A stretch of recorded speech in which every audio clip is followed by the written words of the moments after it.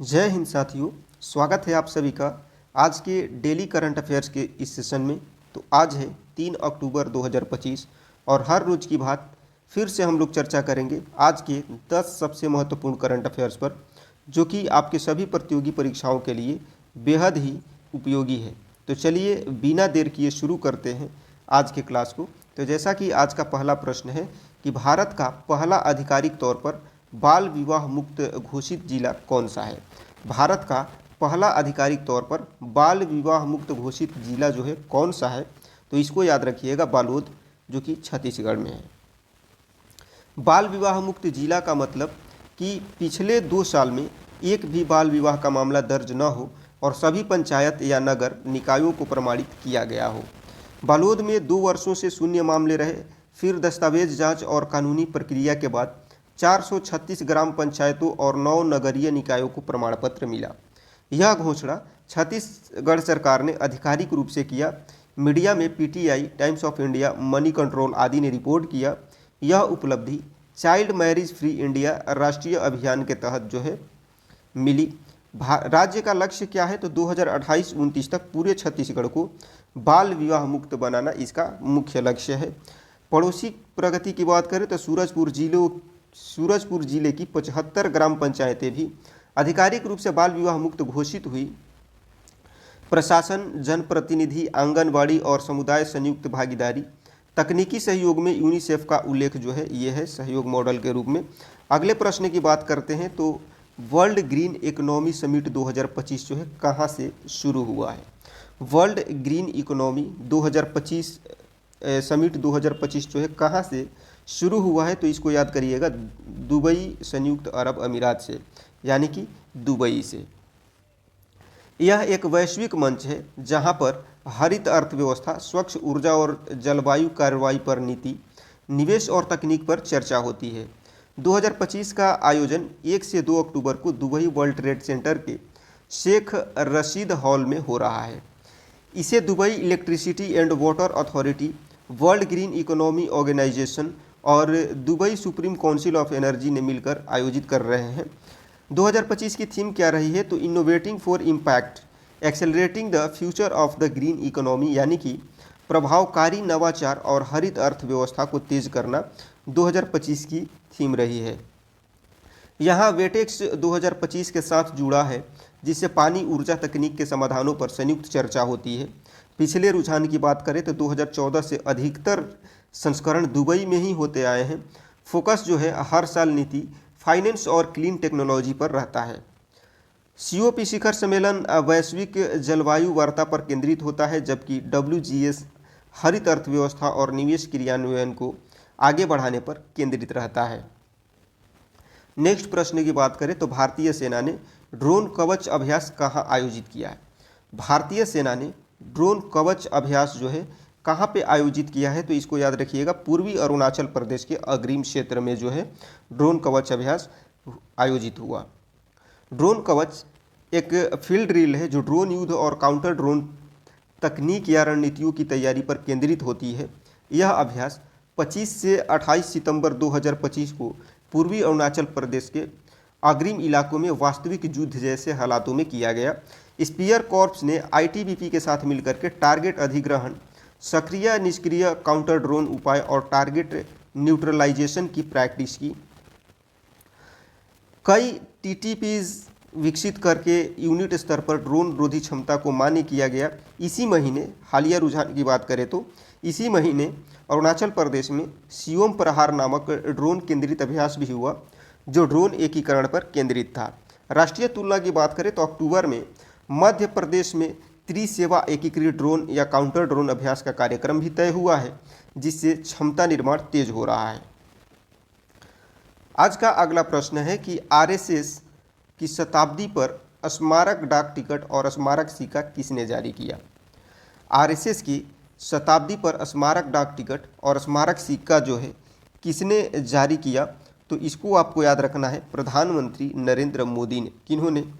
प्रधानमंत्री नरेंद्र मोदी ने। स्मारक डाक टिकट और सिक्का किसी विशेष ऐतिहासिक मौके को यादगार बनाने के लिए जारी किए जाते हैं। शताब्दी समारोह में दिल्ली में इसका औपचारिक विमोचन किया गया। प्रक्रिया में डिजाइन स्वीकृति, मिंट या प्रिंटिंग, सरकारी अधिसूचना और सार्वजनिक विमोचन शामिल होते हैं। कार्यक्रम की जानकारी प्रधानमंत्री कार्यालय और प्रमुख मीडिया अपडेट से साझा की गई। सिक्के पर राष्ट्रीय चिन्ह और भारत माता की छवि, टिकट पर 1963 की गणतंत्र दिवस परेड से जुड़ी झलक दिखाई गई। भारत में ऐसे स्मारक सिक्के या टिकट पहले भी बड़े अवसरों पर जारी होते रहे हैं, जैसे कि गांधी जयंती का 150 वर्ष पूरा होने पर अमृत महोत्सव। कई देशों में भी राष्ट्रीय घटनाओं या संस्थाओं पर इसी तरह स्मारक सिक्के और डाक टिकट जारी करने की परंपरा है, तो इसको आपको याद रखना है। नेक्स्ट प्रश्न की बात करें तो जापान ओपन 2025 टेनिस का एकल खिताब किस खिलाड़ी ने जीता? जापान ओपन 2025 टेनिस का एकल खिताब जो है किस खिलाड़ी ने जीता? तो इसको जो है आपको याद रखना है, कार्लोस अल्कराज ने। किन्होंने? कार्लोस अल्कराज ने यह खिताब जीता है। यहाँ जापान ओपन से आज से एटीपी 500 स्तर के टेनिस टूर्नामेंट से है, जो टोक्यो के एरिएके कोलिसियम में खेला जाता है। फाइनल में कार्लोस अल्काराज ने टेलर फ्रीज को सीधे सेटों में 6-4, 6-4 से हराया और खिताब अपने नाम किया। आयोजन की प्रक्रिया की बात करें तो एटीपी 500 टूर्नामेंट में मुख्य ड्रॉ, सीडेड खिलाड़ी और फाइनल मुकाबले के बाद विजेता घोषित किया जाता है। हालिया रुझान की बात करें तो अल्काराज का 2025 में 8वां खिताब रहा, जिससे उनका सीजन जो है रिकॉर्ड और मजबूत हुआ। बैडमिंटन के जापान ओपन 2025 में पुरुष एकल शी युकी और महिला एकल ऑन से योंग ने जीता। यहाँ प्रश्न टेनिस के बारे में है। ऐतिहासिक संदर्भ की बात करें तो यह टूर्नामेंट एटीपी 500 श्रेणी का प्रतिष्ठित इवेंट है और 2025 में 24 से 30 सितंबर के बीच आयोजित हुआ, तो इसको आप लोग याद रखिएगा। अगले प्रश्न की बात करें तो आज का अगला प्रश्न है कि हाल ही में व्यापक कैंसर देखभाल नीति को मंजूरी देने वाला राज्य मंत्रिमंडल किस राज्य का है? हाल ही में व्यापक कैंसर देखभाल नीति को मंजूरी देने वाला राज्य मंत्रिमंडल जो है किस राज्य में है? तो इसको याद रखिएगा, ये है महाराष्ट्र में। कहाँ पर? महाराष्ट्र में। मतलब व्यापक कैंसर देखभाल नीति का उद्देश्य जो है हर जिले में जल्दी पहचान, मानक इलाज और सपोर्ट सेवाएं उपलब्ध कराना है। 3 स्तरीय मॉडल L1, L2 और L3 के जरिए 18 अस्पतालों में रेडियोथेरेपी, कीमोथेरेपी, सर्जरी, पॉलीएटिव केयर और रिसर्च सुविधा बनेगी। प्रक्रिया की बात करें तो क्रियान्वयन के लिए महाकेयर फाउंडेशन बनाया जाएगा। 100 करोड़ रुपए की प्रारंभिक पूंजी के साथ इसका संचालन या मार्गदर्शन करेगा। मुख्यमंत्री कार्यालय की आधिकारिक सूचना और मीडिया ब्रीफिंग के कैबिनेट फैसले की पुष्टि हुई। आईसीएमआर NCDAI के आंकड़ों के अनुसार 2020 की तुलना में 2025 में कैंसर मामलों में लगभग 11% बढ़ोतरी का अनुमान है। राष्ट्रीय तुलना की बात करें तो केंद्रीय बजट 2025-26 में सभी जिला अस्पतालों में डे केयर कैंसर सेंटर बनाने की योजना घोषित हुई, जिस पर अमल हेतु राज्यों को दिशा निर्देश दिए गए। एकीकृत नेटवर्क से मरीजों को नज़दीक के में मानक इलाज, रेफरल और प्रशिक्षण सुविधाएं मिलेंगी, जिससे देरी और खर्च कम होंगे। राज्य स्तरीय फाउंडेशन, मेडिकल कॉलेज और बड़े अस्पताल मिलकर सेवा, प्रशिक्षण और अनुसंधान को एक प्लेटफॉर्म पर जोड़ेंगे, तो इस सभी बातों को ध्यान में रखिएगा। नेक्स्ट प्रश्न है, चाइना ओपन 2025 का पुरुष एकल खिताब किस खिलाड़ी ने जीता? चाइना ओपन 2025 का पुरुष एकल खिताब जो है किस खिलाड़ी ने जीता है? तो इसको आपको याद रखना है, जानिक सिनर ने। किन्होंने? जानिक सिनर ने। यहाँ चाइना ओपन से आज है बीजिंग में होने वाले एटीपी 500 स्तर के पुरुष एकल टेनिस टूर्नामेंट से है। फाइनल में जैनिक सिनर ने लर्नर टीएन को सीधे सेटों में 6-2, 6-2 से हराकर खिताब जीता। टूर्नामेंट प्रक्रिया की बात करें तो मुख्य ड्रॉ, नॉकआउट मैच, सेमीफाइनल के बाद फाइनल विजेता को चैंपियन घोषित किया जाता है। यह सिनर का बीजिंग में दूसरा खिताब है। चाइना ओपन के ऐतिहासिक विजेताओं में जोकोविच और नडाल भी रहे हैं। तुलना करें तो एटीपी 500 इवेंट है, जबकि पास ही संघाई मास्टर्स एटीपी 1000 श्रेणी का बड़ा टूर्नामेंट है। बीजिंग नेशनल टेनिस सेंटर में सितंबर के अंत में ये फाइनल जो है खेला गया, तो इसको आपको ध्यान रखना है। नेक्स्ट प्रश्न है, हाथियों की निगरानी के लिए गज रक्षक ऐप जो है कहाँ लॉन्च किया गया? हाथियों की निगरानी के लिए गज रक्षक ऐप जो है कहाँ पर लॉन्च किया गया? तो इसको याद रखिएगा, भोपाल मध्य प्रदेश में। कहाँ पर? भोपाल में।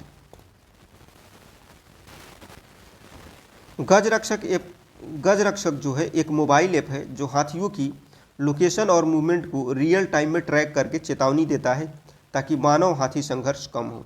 लॉन्च के बाद ऐप में जीपीएस आधारित tracking, SMS, push, voice call, siren alert, offline mode और फोटो या लोकेशन अपडेट जैसी सुविधाएं सक्रिय की गई है। कहाँ पे लागू होगा ये? तो ऐप का field deployment Bandhavgarh tiger reserve में किया जा रहा है और टीमों को 26 से 29 सितंबर के बीच प्रशिक्षण दिया गया। रिपोर्ट किसने दिया? तो एमपी सरकार की आधिकारिक सूचना एमपी टाइगर फाउंडेशन सोसाइटी के पोस्ट और करंट अफेयर्स कवरेज में विवरण साझा हुआ। साझेदारी की बात करें तो ऐप एमपी वन विभाग, वाइल्ड लाइफ कंजर्वेशन ट्रस्ट और टेक पार्टनर कल्प बैग के सहयोग से विकसित या लागू किया गया। पिछले रुझान की बात करें तो असम ने मानव हाथी संघर्ष कम करने के लिए गज मित्र योजना शुरू की और 2024 में हाथी अलर्ट ऐप भी लॉन्च हुआ। नेक्स्ट प्रश्न है कि वैश्विक पर्यटन पुरस्कार 2025 किस राज्य के पर्यटन विभाग ने जीता है? वैश्विक पर्यटन पुरस्कार 2025 किस राज्य के पर्यटन विभाग ने जीता है? तो इसको याद रखिएगा, आंध्र प्रदेश के पर्यटन विभाग ने इसको जीता है। मतलब ग्लोबल टूरिज्म अवार्ड पर्यटन नीति, नवाचार, सतत विकास और क्रियान्वयन में उत्कृष्ट प्रदर्शन को सम्मानित करता है। नामांकन, जूरी मूल्यांकन, श्रेणीवार अंकन और दिल्ली में आयोजित समारोह में पुरस्कार प्रदान किया जाता है। प्रमुख कारण बात करें किसने बताया? तो यह उपलब्धि जो है राज्य पर्यटन विभाग की आधिकारिक सूचना और राष्ट्रीय मीडिया करंट अफेयर्स प्लेटफॉर्म की रिपोर्टों से प्रमुखता से प्रकाशित हुई। प्रमुख कारण की बात करें तो आंध्र प्रदेश ने तटीय धरोहर सर्किट, समुदाय आधारित और पर्यावरण हितैषी पर्यटन परियोजनाओं तथा डिजिटल प्रचार अभियानों पर विशेष जोर दिया। राज्य की वैश्विक ब्रांड छवि मजबूत होती है। विदेशी घरेलू पर्यटक आगमन और पर्यटन निवेश में बढ़ोतरी की संभावनाएं बनती है। तो ये इसके प्रमुख रूप से प्रभाव है। पिछले रुझान की बात करें तो हाल ही के वर्षों में भारत के कई राज्यों को विभिन्न राष्ट्रीय या अंतर्राष्ट्रीय मंचों जैसे कि सेट इंडिया ट्रैवल अवार्ड्स पर पहचान मिलती है। तुलना की बात करें तो अंतर्राष्ट्रीय स्तर पर वर्ल्ड ट्रैवल अवार्ड्स की मान्यता भी पर्यटन गुणवत्ता, सततता और अनुभव केंद्रित मॉडल को बढ़ावा देती है। यह पुरस्कार उसी दिशा को पुष्टि करता है। आज का अगला प्रश्न है कि नई साइफन आधारित थर्मल विलवणीकरण प्रणाली किस भारतीय संस्थान ने विकसित किया है? नई साइफन आधारित थर्मल विलवणीकरण प्रणाली किस भारतीय संस्थान ने विकसित किया है? तो इसको याद रखिएगा, भारतीय विज्ञान संस्थान ने, बेंगलुरु ने। किसने? भारतीय विज्ञान संस्थान बेंगलुरु ने। यह तकनीक जो है खारे या समुद्री पानी से गर्मी की मदद से भाप बना करके उसे संघनित करके मीठा पानी बनाती है। इसे सिफोन के सिद्धांत का उपयोग होता है इसमें। कपड़े की प्रक्रिया क्या है? तो कपड़े की बाती और नालीदार धातु की सतह से बना मिश्रित सिफोन जलाशय से खारा पानी ऊपर खींचता है, पतली परत में फैला करके तेज वाष्पीकरण कराता है और पास की ठंडी सतह पर संघनित पानी के संग्रहित होता है।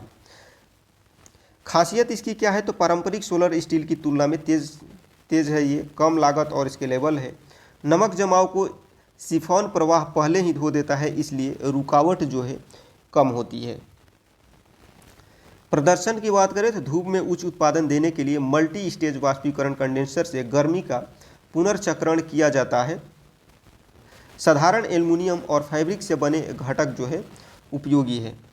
उपयोग इसका क्या है? तो सौर ऊर्जा या अपशिष्ट ऊष्मा पर चलकर ऑफ ग्रिड, तटीय, सूखे और आपदा प्रभावित क्षेत्रों में पीने का पानी ये उपलब्ध करा सकता है। पिछले रुझान की बात करें तो अभी तक आरओ या थर्मल एमएसएफ जैसी तकनीकें ज़्यादा प्रचलित रही, पर वे ऊर्जा गहन और महंगी है।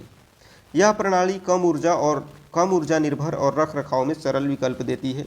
तुलना करें तो अंतर्राष्ट्रीय स्तर पर आरओ प्रमुख है, जबकि यह थर्मल आधारित कम लागत नमक प्रतिरोधी समाधान समुदाय स्तर पर त्वरित तैनाती के लिए उपयुक्त है। तो ये था आज के मुख्य करंट अफेयर्स। उम्मीद करता हूँ कि आज के सभी प्रश्न आपको बेहतर तरीके से याद हो गए होंगे और सारी चीज़ें आप बहुत अच्छे तरीके से समझ गए होंगे। तो क्लास आपको कैसा लगा कमेंट सेक्शन में मेंशन करना ना भूलें। अच्छा लगा हो तो लाइक करें, हेल्पफुल लगा हो तो दोस्तों को शेयर करें। और यदि आप हमारे चैनल पर नए हैं, आपको लगता है कि हम आपकी प्रतियोगी परीक्षा की तैयारी को और बेहतर बना सकते हैं, तो चैनल को सब्सक्राइब करना ना भूलें। मिलते हैं आपसे नेक्स्ट क्लास में, तब तक के लिए सबको जय हिंद।